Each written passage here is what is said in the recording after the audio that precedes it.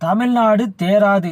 அண்ணாமலை அவர்களே, உங்கள் உழைப்பை அங்கே தந்து வேஸ்ட் ஆக்க வேண்டாம். பேசாமல் நீங்கள் டெல்லிக்கு வந்துடுங்க அப்படி என்று மோடி அழைப்பு விடுத்தாரா அண்ணாமலைக்கு. அண்ணாமலைக்கு மத்திய அமைச்சர் பதவி வழங்கப்படுகிறதா தற்போது? தமிழ்நாட்டில் அதிமுக, திமுக, தாவேக தான். தமிழ்நாட்டில் இங்கு பாஜகவுக்கோ காங்கிரஸுக்கோ இடமில்லை என்பதை லேட்டாக தான் புரிந்து கொண்டாரா அமித்ஷா அவர்கள். தமிழக அரசியலில் 2026 சட்டமன்ற தேர்தல்களும் தற்போது உச்சகட்ட பரபரப்பை எட்டியுள்ளது.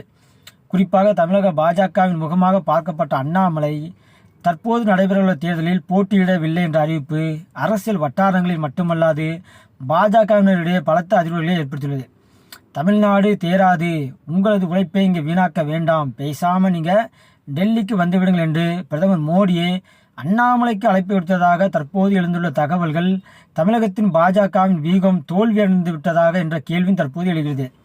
ஒரு காலத்தில் எண்மண் எண் மக்கள் என்று தமிழகம் முழுவதும் நடைபெற மேற்கொண்ட அண்ணாமலை அவர்கள் இப்போது வேட்பாளர் பட்டியலில் இடம்பெறாதது அவரது ஆதரவாளருக்கு பெரும் ஏமாற்றத்தை தந்துள்ளது முறை. அண்ணாமலைக்கு மத்திய அமைச்சர் பதவி வழங்கப்படலாம் என்ற செய்திகள் ஒருபுறம் உலவினாலும் அவர் தேர்தலுக்கு பிந்தைய சூழலில் டெல்லி அரசியலில் ஒரு முக்கிய பங்கு வகிக்கப் போகிறார் என்பது மட்டும் உறுதியாக தெரிகிறது. தமிழ்நாட்டில் அதிமுக பாஜக கூட்டணி மீண்டும் மலர்ந்துள்ள நிலையில் எடப்பாடி பழனிசாமியின் நிபந்தனைகளுக்கு பணிந்து பாஜக தலைமை அண்ணாமலையை ஓரம் கட்டி விட்டதோ என்ற சந்தேகம் எழுகிறது தற்போது. கோயம்புத்தூர் போன்ற தங்களின் கோட்டையிலே அதிமுகவிடம் தொகுதிகளை விட்டு கொடுத்தது அமித்ஷா போன்ற தலைவர்கள் தமிழகத்தின் யதார்த்த நிலையை தாமதமாகத்தான் புரிந்து கொண்டதே இது காட்டுகிறது. திராவிட கட்சிகளின் பிடியில் இருக்கும் தமிழகத்தில் தேசிய கட்சிகள் தன்னிச்சையாக வளர்வது கடினம் என்பதை பாஜக தலைமை இப்போது உணர்ந்திருக்கலாம். ஒருவேளை தமிழக அரசை பொறுத்தவரை இன்று களத்தில் இருப்பவென்றால் அதிமுக, திமுக மற்றும் விஜயின் தமிழக வெற்றி கழகம் ஆகிய 3 துருவங்கள் மட்டுமே தான்.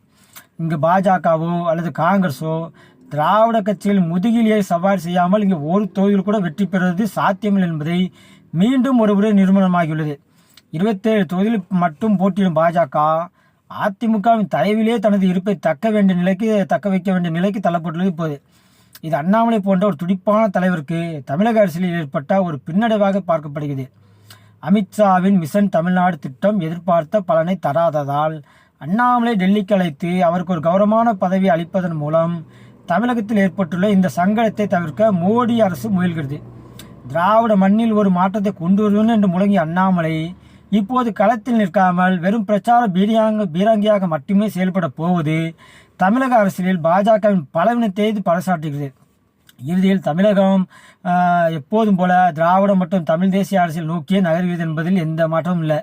எடப்பாடி பழனிசாமியின் பிடிவாதமும் ஸ்டாலினின் திராவிட மாடல் 2.0 வீகமும் விஜயின் புதிய வரவும் தேசிய கட்சியின் இடத்தை முற்றிலுமாக முடக்கிவிட்டன.